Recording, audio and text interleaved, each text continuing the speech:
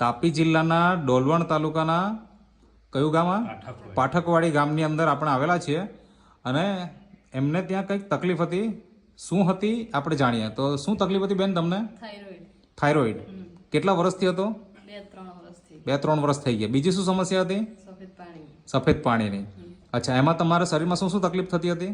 થાક લાગે, થોડુંક ચાલે એટલે કઈ કામ કરે તો થાકી જવાય. અચ્છા. પછી વજન ઓછો થવા લાગ્યો. 46 કિલો હતો, એમાંથી ધીરે ધીરે 36 જ કિલો થઈ ગયો. ઓકે, એટલે 10 કિલો જેટલો વજન ઓછો થઈ ગયો. ઓકે, પછી દવાખાને તમે ડોક્ટરને બતાવ્યું હશે? હા. તો તમારે ત્યાં આગળ દવા ચાલતી હતી હશે? હા. એમાં શું થયું? એ લોકો કહેતા કે સારું થઈ જશે. સારું થઈ જશે. દવા લીધી પછી?